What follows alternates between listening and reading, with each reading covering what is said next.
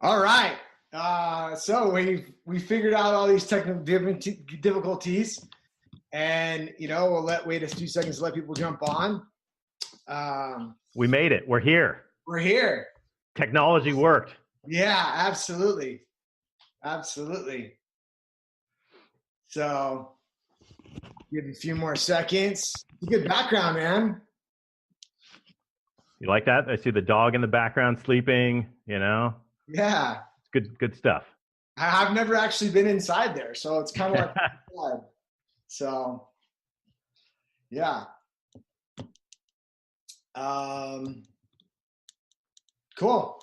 So let's get started. So I want to welcome everybody to the second episode of the Be Battle Ready show, where we dig deep into what it takes to be battle ready in your sales, marketing, and systems, and leadership as well. And what it's going to take to go to war on the marketplace. Hey, I'm your host, Anthony Campo, founder of Battle Ready Business and lifestyle business coach. I'm super excited to have on my first guest today, Mike Pearson. What's up, everybody? What's going on? Mike is an entrepreneur and founder of Advanced Behavioral Health, Inc., that provides services for children on the autism spectrum. Mike's worked with companies to help align their vision with their business. He has served as president of 2 companies in the personal development market and continues to lead by example. He's passionate about helping others and making an immediate impact in organizations. So, awesome. Let's get into it. How you doing, man? I'm doing fantastic, Anthony. Thank you so much for inviting me. It's an honor to be on, episode number 2. So let's dive in. Let's do this. I'm excited. Cool. So tell me how you got started into business and where you're at now.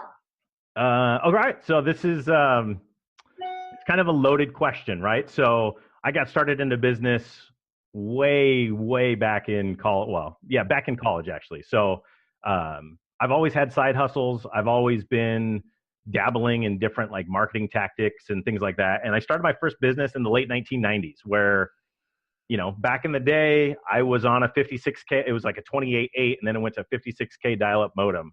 And I was an affiliate marketer back then when I was still in my undergrad.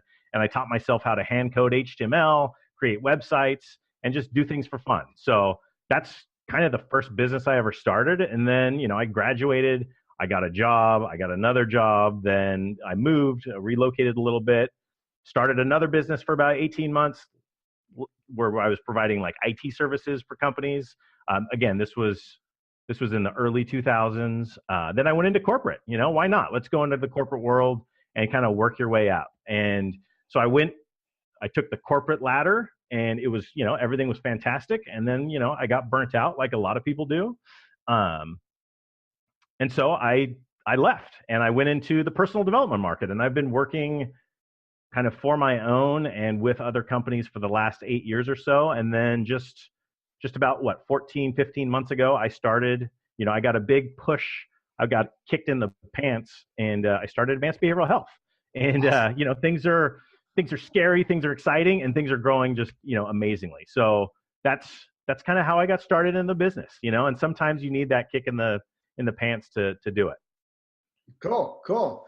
So, quick question. So like, as this part is format, I want to go over, biggest pains, biggest victories. So what tell me a story about what your biggest victory in business is.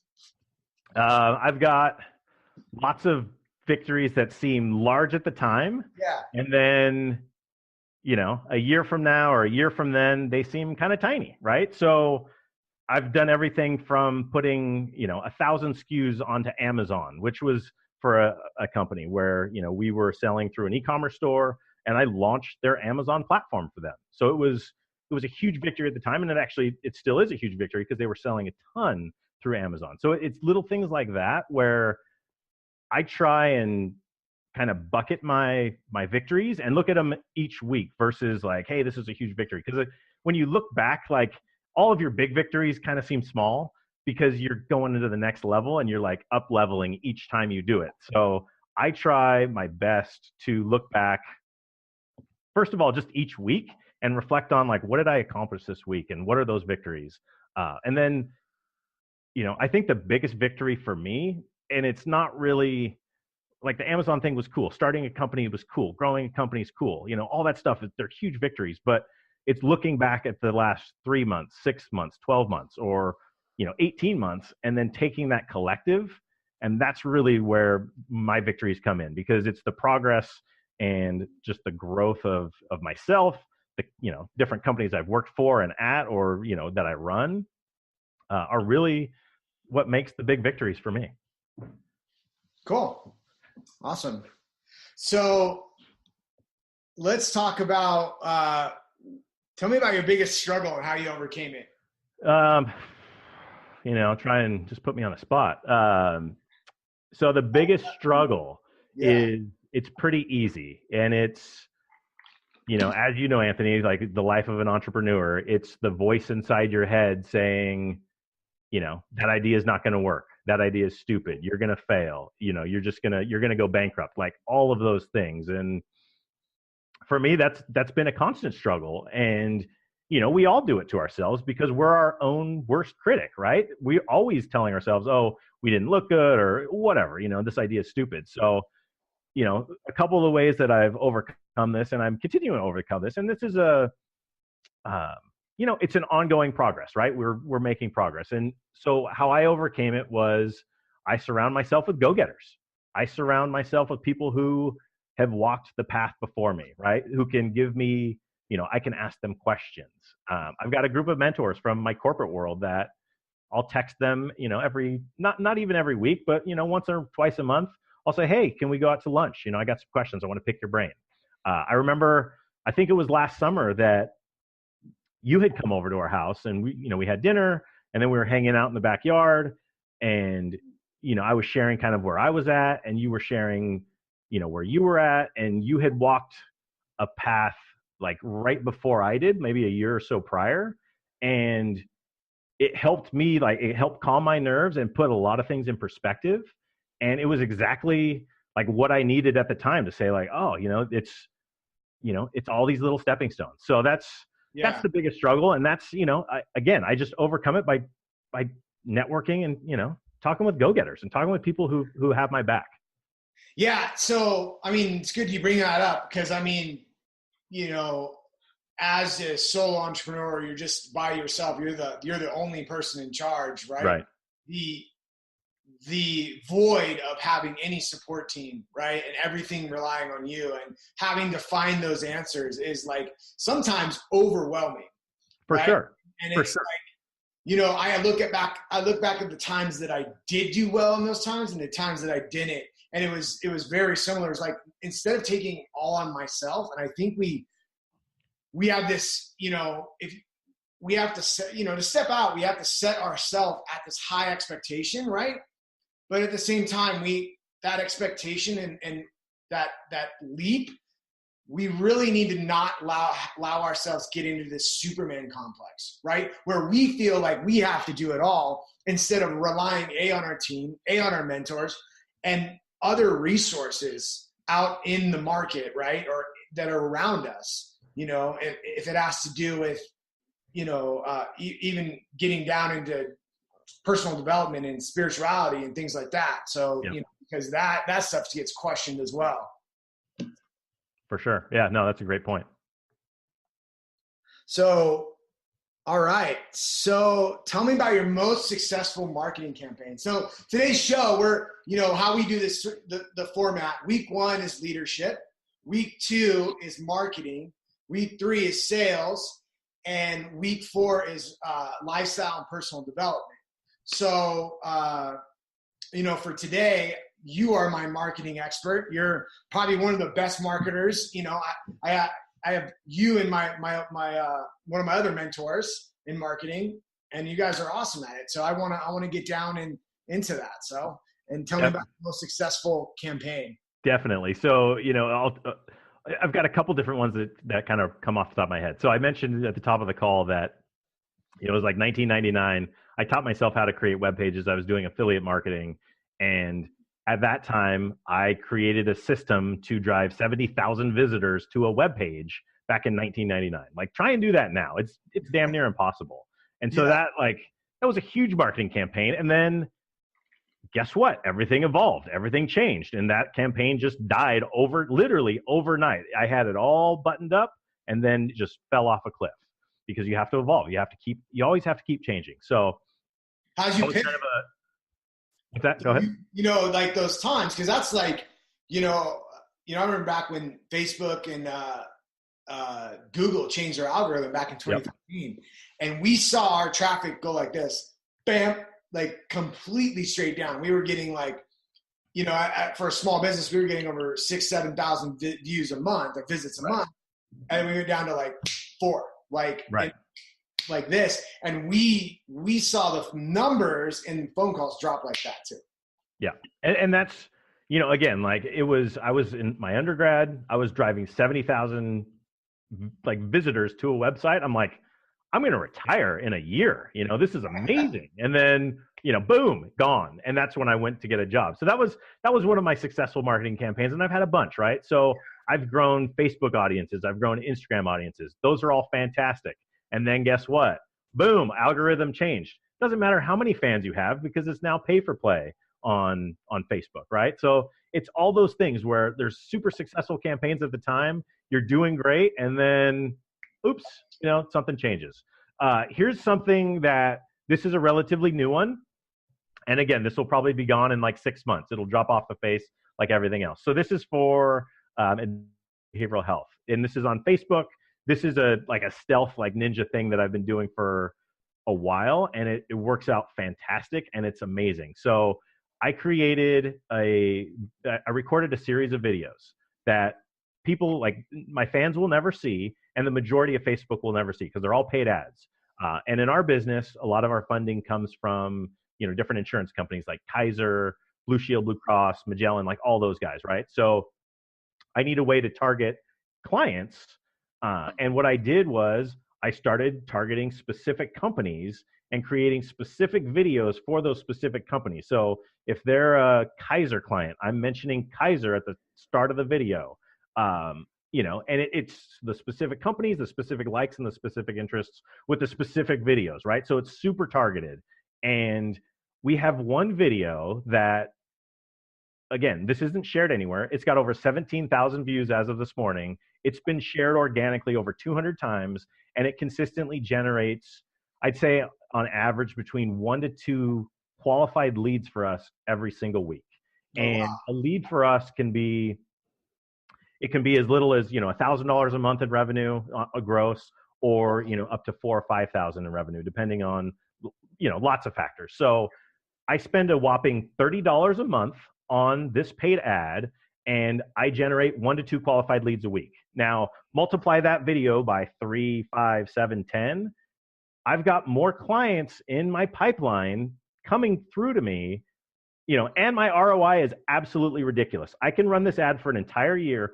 I don't even need, one client will pay for this ad for the next 3 years, right? So there's no need for me to ramp it. It's out there, it goes, I spend $1 a day. The ROI is absolutely ridiculous because I'm so super targeted on my demographics. And it's, right now for me, that's the biggest win because it's phenomenal until something changes and then it just drops off a cliff. Yeah, that's awesome. Yeah, now you've put the name in the video, and have you in the ads manager hone that down even more? So I'm targeting, for instance, Kaiser, right? I will target anyone who likes Kaiser, anyone who has an interest in Kaiser, and then we provide services to children on the autism spectrum. So I'm targeting, those various likes and interests that Autism Speaks and, all of those things. The video that has done the best for us, it's a video in Spanish, and it's 100% Spanish. Our audience on Facebook is English speaking. So they never see this video. The ad is all written. There's the video, and then underneath it, it's the ad, and everything's in Spanish because it's targeted to Spanish speaking audience. And that, along with some of our others, you just have to get super granular and super focused. And Facebook, the cool thing about it is all of those hooks are there and you can take advantage of them right now. Yeah. And it's pretty awesome.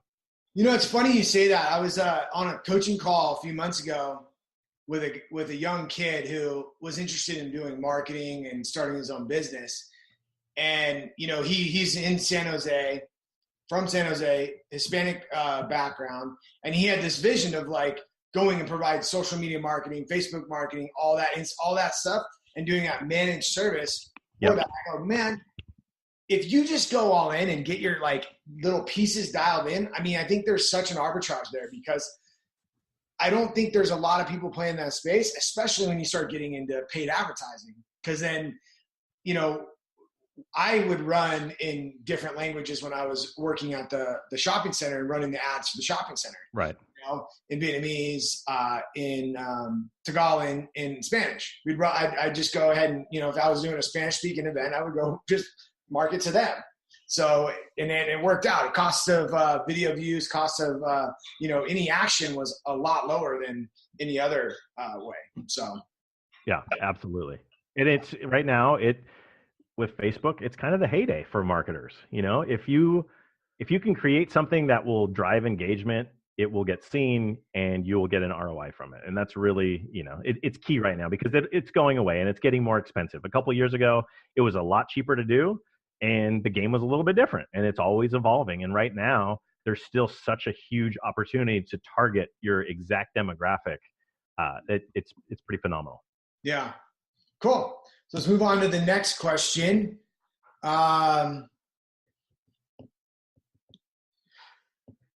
So if you had to describe a debate in your head, what would it sound like? That's a great one. So I don't know if you've seen this meme, but there's a meme out there that I actually have on my desktop that it's a graph, right? And it's up, it's down, it's up, it's down, it's up, it's down. And there's higher peaks and lower valleys and all that. And, essentially the title is A Day in the Life of an Entrepreneur. And, the up is I'm excited. And then, oh crap, this is so hard. Oh my God, it's working. Oh man, I screwed up. I think, and then it's, oh my gosh, this is going from good to great.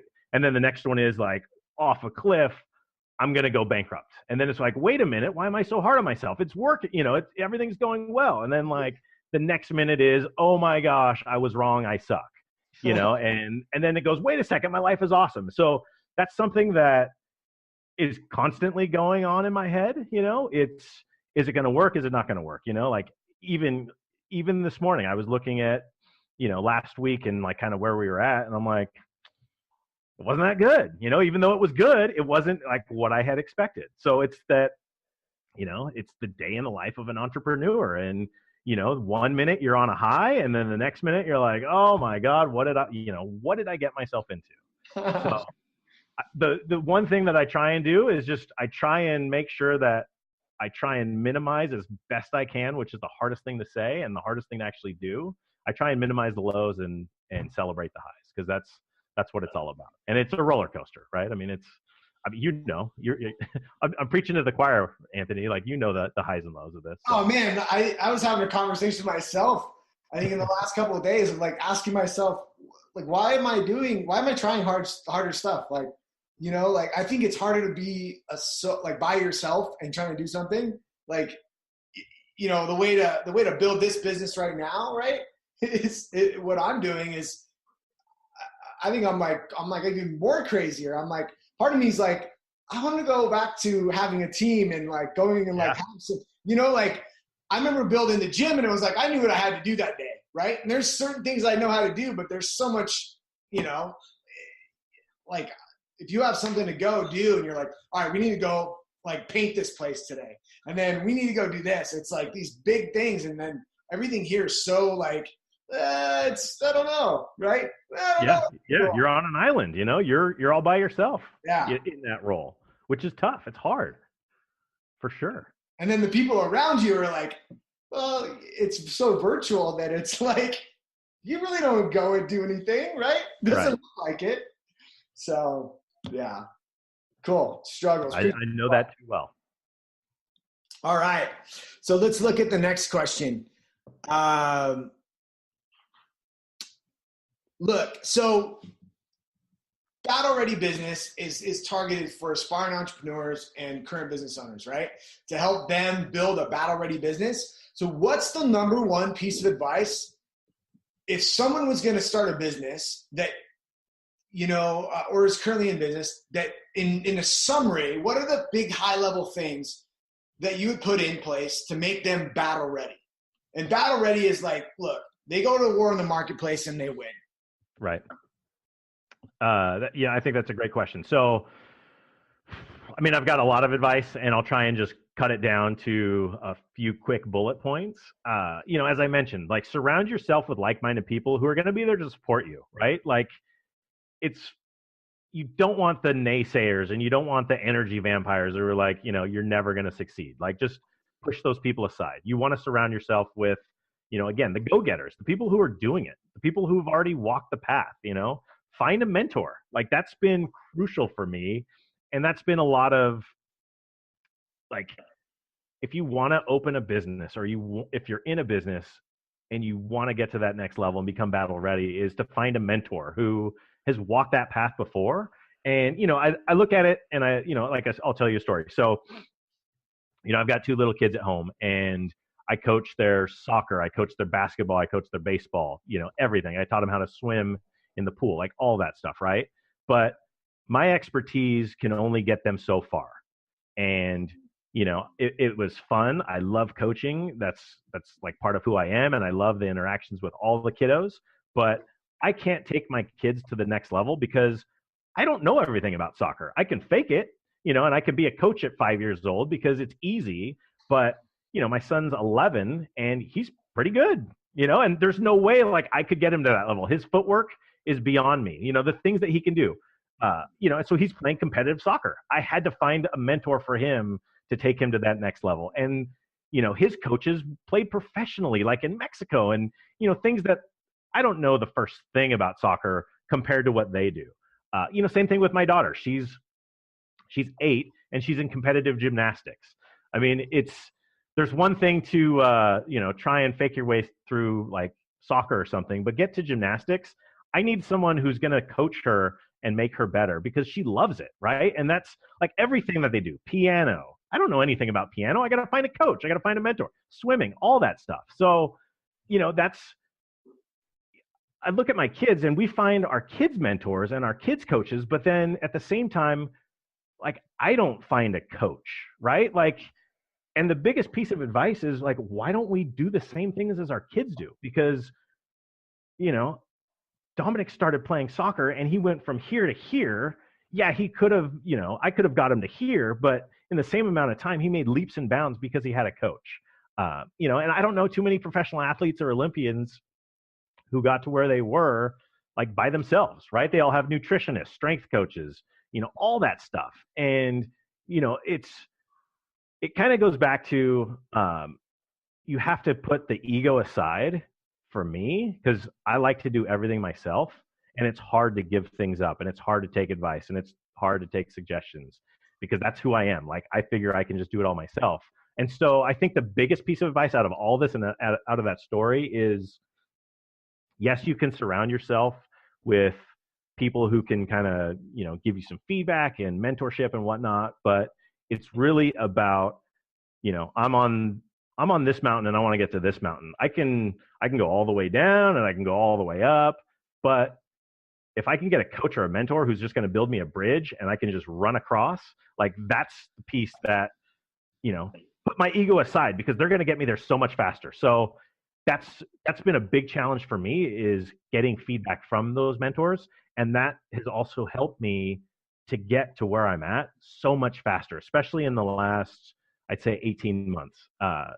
Just, you can trust in people who have already walked that path, and they're there for you in the ups and downs, and they're guiding you each step of the way. So, for me, that's probably helped me get my business like as battle ready as possible. And that's the advice I'd give to anyone else is, you can absolutely do it yourself. All the information's out there. Everything's on YouTube.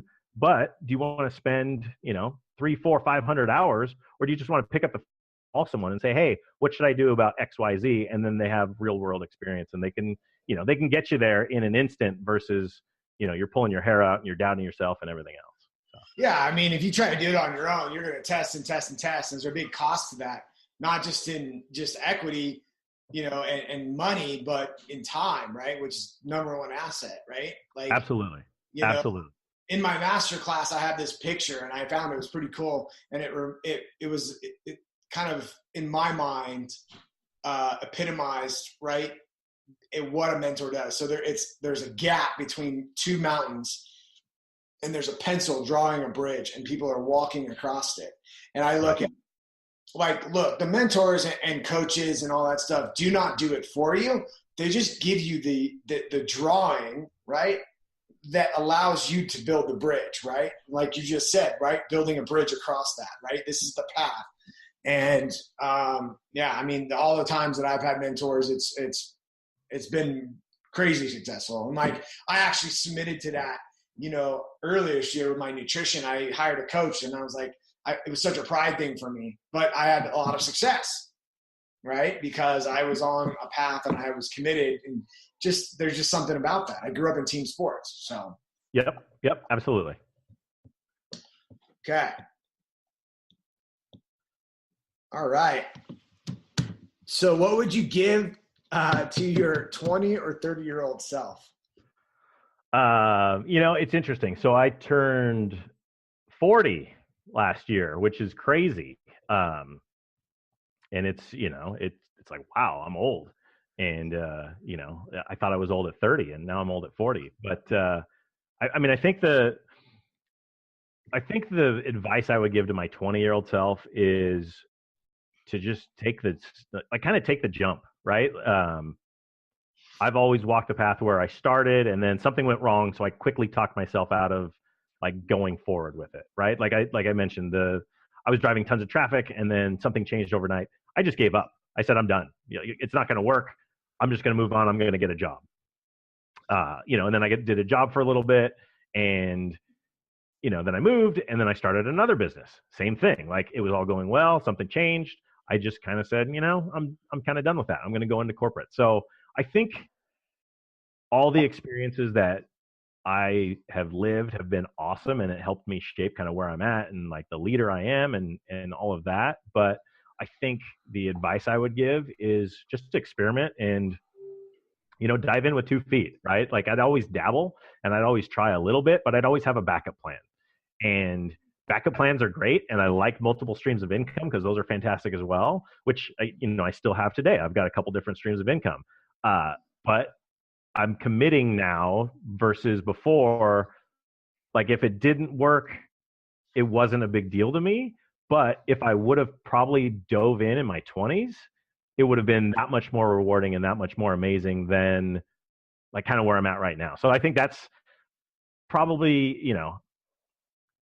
you got to look for the signs and then just be open to accepting help and jumping in, right? Like for me, that's probably the biggest thing is I love my whole life and everything that I've done. I think I could have gotten where I'm at a lot sooner if I would have just, taken the leap. And sometimes you just got to trust in yourself. And it was a process and it still is. But I think that's what I'd tell myself at 20 is just to jump in with 2 feet. Cool. So it's probably one of the last questions and then we can just wrap. Yeah, for sure. When you think of a phrase, be battle ready in marketing, what comes to mind? I love that question. So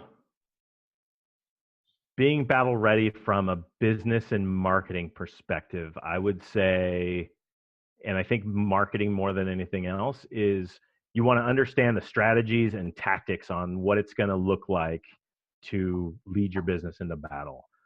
And you want to, you got to look at who's leading in the space, what are they doing? What are they not doing? What are the masses doing? And then, what are some of the other folks doing? But, marketing and business, and it's marketing in general and both, they're not linear, right? You go up, you go down, you take it forward, you take 2 steps forward, you take 1 step back. And being battle ready is about having the plan, the overall plan. You've got the strategy, you've got the tactics, and you're going into business and you're going into battle. But then you also know when to pivot, right? Like that's kind of the crucial piece. So I think being battle ready is I've got the whole plan. I'm good. I'm marching into battle. But I also know that battles aren't just fought forwards and backwards. They're not just fought up and downs. Like you're going to go in, you're going to hit a roadblock, so you got to pivot around it. You got to go, like how do I get around this obstacle or this, how do I turn this obstacle into an opportunity? So I think it's all about having that plan and then just being ready to adapt and being open to things that are going to happen, right? Because nothing goes the way it's planned. I mean, rarely in life, any of my marketing has ever gone like, oh, just launch this and, ROI is amazing. It's always tinkering and changing and adjusting. And, I'm still tinkering and adjusting and it works. So it's about adapting. And then that's how you get to the next level. Yeah. Cool. Yeah. That's, in just having to be able to pivot, right? Like I look at so many like different like founders, entrepreneurs, they're just a lot of them are like fly by the pants, right? And just go. And I think the biggest thing is knowing how to pivot and like, and not having to have everything dialed in and ready to go. Part of what I'm coaching people on is, right, these 4 battles within their daily battles within their business so they can build upon, right, these simple daily actions to build themselves in business. But at the end of the day, you just got to pivot, right? And you just got to, if something goes awry or anything like that, you just got to go after it and pivot, Absolutely. And it's all about failing as many times as you can, right? Because the more I fail, the better the business is going to get, as long as it's not a huge failure. Like everything is if I can turn all of my failures into learning opportunities and experiences, like I'm just that much better for it. So it's all about the pivot for sure. Yeah. Fail forward fast. You have to. So is there anything else you want to cover? I mean, what's on your mind? What's going on? What do you got planned over the next couple of weeks? So, in the business, it's all about expansion right now. We are relatively new and, the cool part is we've reinvented like how this business receives clients and all that stuff. And, we've onboarded a lot of new people recently. And for me, like where I'm at right now is it's about the culture of the company is first and foremost. I've got kind of 2 pillars to the company. First is customer service, for not only our internal team, but also the clients and the families we serve. And then the second is it's the culture and making sure that the culture is, it's a fun culture. People want to work with us and really focusing on that and giving back to the team and making sure that they're kind of top of mind all the time. It's amazing at what you can create in such a short amount of time when your focus is on the right things. And those are kind of the 2 things that I kind of drill into my team each and every week and each and every day is, we got to be customer service oriented. And that means just going above and beyond for everyone, our clients, if they have a question, even if we get a random phone call and it's not for us, we still call the people back, or if we don't answer it, or emails or whatever, like we're always going above and beyond. And then, my team is growing very quickly, but I'm trying to control that growth because I want to make sure that the culture stays intact. So the next probably 2 months, that's going to be 90% of my focus is making sure. I think we did a great job with hiring, like some of our higher level folks, but making sure they're integrated with the company and making sure their culture, culturally, they're a great fit, which I think they are, but also just fostering the same team building and team environment that we've done for the last year or so. So that's kind of where my focus is, and it's exciting. It's fun. And it's, challenging, everything at the same time. I go back to that's what it is. So it's what it's all about. Yeah. I mean, what I got out of that too, what you just said about, the simple things like calling people back is this idea of growth through depth instead of width, right? My theme for the year is depth, not width, right? So we can grow by acquiring more customers, but we can all, by trying to market so wide and go hit different areas, but there's so much you can do by just, going above and beyond with your current customers, right? Without any expectation, calling them back or checking in on them and seeing how everything's going, right? Just doing some surprise and delight. I was just designing a program that had had a lot about just doing that, right? Yeah, it's amazing. I mean, when you focus on the business and you focus on the right things, like business just comes. And it's pretty amazing, because I know there's a lot of businesses that are struggling and they're looking at the numbers and they're like, what are people doing and how are they making it work? And, I network with a lot of other business owners in my space, and I have a lot of the same frustrations, right? I mean, it's staffing, right? Finding the right team members and all of that stuff. And at the same time, like, we're doing something a little bit different, and I can't teach that. I can try, but it really starts with, for me, it starts with culture, and I'm a different place in my life, and it's not about just growing to be as big as possible. It's about that kind of tiered growth and making sure for me that, the company and our clients are well taken care of. And I think that gets lost a lot of the time, especially, in a lot of different businesses, right? Sometimes it's all about acquiring the client, and there's my dog next to me. But it's about acquiring the client, and then once you have them, you forget about them. And that's, in a lot of ways, that's sad, and that's it's just a bummer. And if we just focus, like, after we get the clients, how do we work with them? Like you said, without any strings attached, like, how can we help them, like, get to the next level, regardless of what that is? I think that's huge. And I think it's pretty sad how that's been lost in a lot of businesses in the last couple of years. Yeah, absolutely. One of the guys that, I'm friends with and I look up to, and I've called on at times, is a guy in the nutrition coaching space, Jason Phillips, and he talks a lot about, he's all about value, right? And Yep. honing it down. And he's built a really good team and a really good business around that, right? Just how much value can you provide to somebody, and it's really just how can you solve their problem, right? Without any expectation. Exactly. And I think you hit the nail on the head with that, where it's, you're doing things without the expectation that you're going to get something in return, because it just happens.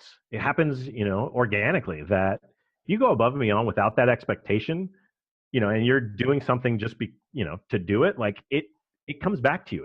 It's not karma, but there's some kind of energy exchange out there that, it works its magic, and it's amazing. Talking about, like, remember that we were talking earlier about those conversations in your head, right? And I remember when I first stepped off and started building the gym, doing all this other stuff, like, I had this thing of, like, where I felt like I would like, deep down, I was listening to the voice inside of me and be say, like, hey, just go out and give, right? And I was like, no, it doesn't make sense. Like, logically, it doesn't make sense, right? And I thought I was the only one because, I was in that solo, right, island. And then since then, I've, like, the more I listen to entrepreneurs and business owners and people who start things like this, it comes back to that. They all say that, right? Give without expectation. And for me, going back to just scripture in that, and this is not a religious thing, but it's just learning from what it says about giving, right? And that lesson within that, it's interesting. Yeah, for sure. I mean, it's without the expectation, it also takes a burden off of you too, right? Like, because you're not expecting anything in return, so your feelings aren't hurt if it doesn't come through, or like all those things. And it's like you said, all the business guys, they teach it and they talk about it, but then you got to try it, and it sometimes it doesn't feel like, it's a weird feeling to just do things, and to give, right? Like, a lot of the people that I network with, I started a Facebook group online just for other business owners in my space. And I'm on there every single day typing my perspective and, how I did it and, like, all of my thoughts. I'm not getting anything in return. It's kind of fun for me. And it also helps me not be on an island. And that's, like, my way of giving back to the field and just trying to unite people to, I'm trying to help other business owners, because I know how it is to be on an island and just be sitting there all by myself with that voice. And, I've got no expectations, and things actually come out of it where people have reached out to me for, different advice and different coaching, and they want to work with me because I have all the answers, which I don't, but, I'm just out there giving. And I think that goes back to like what you just said, Anthony, is, no expectation. It comes back to you in spades, and which is cool, which is fun. Yeah. And then just like, I know it's not selfish, but through that, your learning process increases, right? So you learn, you do, you teach, you learn, right? That's the process of it, right? You can't go from learn to teach to learn, right? You've got to do first. Yep. And teach and then learn. So, there's a huge benefit in that too. So I might take you up on that. So very cool. All right, man. You got any questions for me or anything? Tell me, so, in terms of being battle ready, I know that you've worked through a lot in a short amount of time, and, you're leveraging your experience, but, what are those 4 pillars for you? Like, how are you helping other people and other entrepreneurs or solopreneurs? Like, how are you helping them navigate? Is there any advice that you could give, like myself or anyone listening? Like, what's kind of your method? How do you put it all together for people? I think the first thing is getting somebody into, and I've been reading this book lately about your zone of greatness. So this framework of zone of incompetence, zone of competence, zone of excellence, and zone of greatness, right? And getting people to understand and really take them through the process of self-discovery, of asking themselves, right? And turning within to ask themselves and find their zone of greatness, right?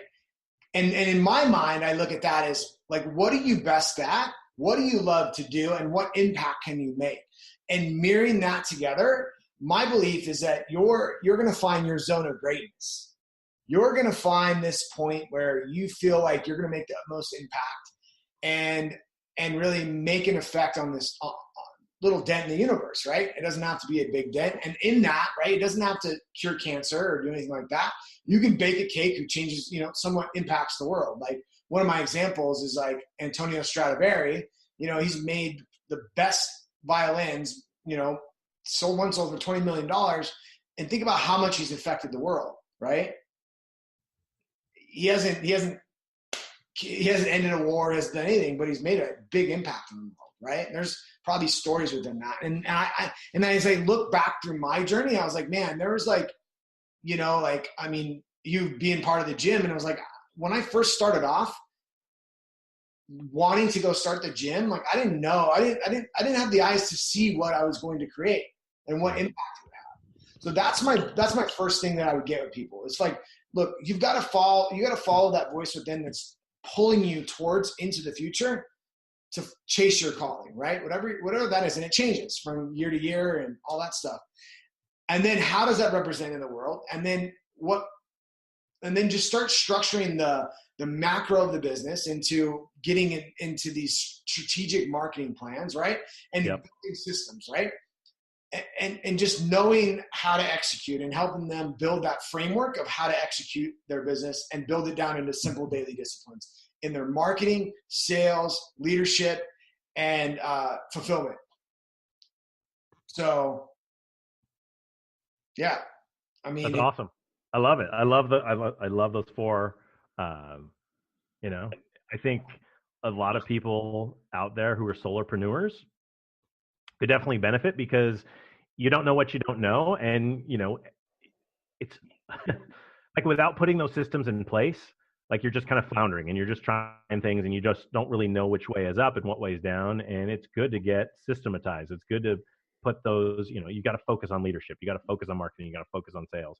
You got to focus on customer, like just kind of compartmentalizing all those things, I think is huge. And to have someone like you just kind of walk people through, this is how you do it. And this is where you make the biggest impact. And this is where, this is where you could go next. And this is what you might want to try next and all those things. I think it's awesome, Anthony. I'm excited. That's cool. It's very cool. Yeah. I remember networking with different business owners and all that stuff. And even when I first stepped into my mom's business, like she taught me a lot about, she taught me how to go, like, just go do something Yeah. and just go, like, just gotta go. Like, and she's helped people start, I don't know how many people she's helped start businesses and stuff, but at the end of the day, she doesn't have this macro plan. She doesn't have this system and all this other stuff. So I really learned that from her. But so when I stepped in and joined her in business and with my own location and all that stuff, I started looking, I was like, the first red light that came off, and I think it came from my dad. He was an operator type of, like, lead, he ran body shops. So he was known for taking body shops and turning them around. And I just remember absorbing, I don't know, spiritually or just by intuitively, like walking into his body shop and into his office, and everything was just dialed in. And, he kind of had a relaxed way he managed, because he didn't have to, he was so organized and so, like, dialed in. So that was the first thing that I started dealing with. Okay, we're going to deal with the bookkeeping and the systems and that. So, like, I always saw, like, a big problem with, I don't know, just something goes off when I hear certain small business owners talk sometimes, and I'm like, oh man, you need to get just dialed in. Like, yep. There's systems and there's, like, leadership of where you think you need to be doing stuff and you don't need to be doing that, right? And giving away, not seeing the value in paying somebody to do that. Because that's a big mindset change of, like, going from, look, I've been doing everything on and this is the frame that I look at. You have immaturity, you're immature, you have adolescence, and you have adulthood, right? Childhood, adolescence, adulthood in your business, right? You birth your business, and then you yourself in this childhood state are pretty much doing majority of it. And then once you're in adolescence, like, you start delegating, and there's this gap right there from going here to here that it's a big mindset shift. And even going from just immature adolescence to mature adolescence, that's a big mindset change, because the more you have to progress in your leadership and actually give away more than you keep, right? So you have to give away more of what you do and start really honing into what you're really good at. And then when you get in from a mature adolescence into adulthood, you're going to have to really learn how to manage managers and lead them, right? And rise above and not get pulled back into there. And really, I think there's, again, giving away even more in my style and my vision of leadership is, like, look, once I get to that point and I have this team, I've got to turn to them and be like, I've got to have faith in them, and the advice that they're giving is right, or have that, but also at the same time, turkey within and be like, okay, what does my gut say about that? And I think as you become more and more of a leader, you've got to really internalize and lead with take what information you have, and then at the end of the day, choose with your gut. Definitely. And, you kind of scared me with all those adolescents and, like, all those terms. Like, it was a little scary for me. I kind of look at it the same way, but I look at it, like, from a business perspective of, like, right now I'm in the infancy stage, right? It's a new business. I'm growing like crazy. I'm going to be at a certain level at the end of the year, which is going to be a pretty big level. Like, we're doing well for a small business. And then, after, maybe there's, I look at kind of like a revenue standpoint, right? So between 0 to 500,000, you need to have this skill set. 500 to $1 million, you've got to have this skill set. Once you're at 3 million, it's a different skill set. Once you're at 5, 10, 15, 20, like, that's kind of how I look at it. And that's where I also know too that, the mentors that work with me right now, like, I potentially could outgrow them in a year or two, because some of them have had experience in smaller businesses and, where they know how to run things and manage things, and it gets you to that level. But they don't have the experience to take you, like you said, you have to internalize things. You got to trust in your team, right? You're hiring people smarter than you, like, as you're growing, and you just got to give up the reins. Sometimes you got to get out of your own way because you've built something, and you just got to step back and say, look, I can't do everything myself. I've got an amazing team. And I think that's one of the key things for you too, that you offer, is that you can help people see that a lot sooner than they probably would see it on their own. And I think it's so needed right now in so many businesses. I think the two things is like, right, the tools and the framework to put into place so you could see what's happening, right, and what needs to be done, right? That's important. And then the support on the mindset, because I think more than anything, like you could go find a lot of tools and systems and all that stuff, but at the end of the day, it's like, okay, the mindset, what it takes to progress through those. And Yep. And as you were talking about that, like I know about your marketing background, the companies that you've worked with, and the volumes that you've done, right? So I think that I was like, no, the reason why he's going to do that, because he's seen it, he's been there, he's had that mindset, he's been a part of that, you know? And I look back to my last experience with the shopping centers, and like I looked at, you know, when I was trying to build this empire, right, with the gym, I was trying to build architect this big thing, right? And then because I thought that's what I needed, right? But then when I got over into a different elm that was big, and I was like, well, I didn't need that big of a thing, right? I didn't need that big of a framework, right? And it's like, then that was like, oh, okay, got it, right? It's bigger, but it's not more complex at the same time, right? So, and being able to look at extra zeros, and I think that you've dealt with that, so I think that's what's going to help you progress. That's why your trajectory is so much higher, right? Beyond your skills and tactics, right? You've seen it. Definitely. I've seen it. I've been there. And, you know, I still need to leverage people who have been a lot farther than me, you know, like that's it. It's so much, and it's a daily practice, and it's always self-reflection, and, you know, it's trusting yourself, trusting the people that are around you, trusting the people that are with you, you know, making sure they have your back, and, you know, all of that stuff, right? Like that's really where it's at. And that's, you know, so I'm glad to be here tonight too. Like this is fun.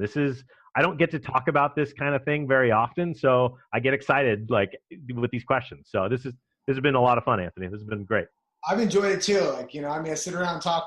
I think it takes a lot of pressure off of Melissa, because like we sit and talk about what she's doing and all this other stuff. She's been starting her own little business on the side, and I've had the joy of coaching her. And it's like, oh, I can talk to somebody else now, you know? Nice. Yeah. Awesome. Well, I appreciate you for being the first guest on. Yeah, I'm stoked, and thank you so much again for being guest number one. I'm beyond grateful, and, you know, grateful for our friendship as well. It's been awesome, and I see nothing but, you know, big things for both of us. So thank you again. Awesome. Appreciate it so much. Talk to you soon, man. All right. Take it easy. All right, guys. So that's it for episode number 2. I'll see you back here next week with episode number 3. We're going to cover sales as the framework of this show. Is week 1 where we focus on leadership. Week 2, which is today, we focused on marketing. Next week is sales, and week 4 is lifestyle and personal development. So next week we're going to talk with Peter Scott, my mentor, about sales and his background and what he's experienced in sales. And we'll go from there. I'll see you next week, 7 p.m. Mountain. And you can figure out the rest of the time zones, because I'm not doing that. I'll see you later. See you guys.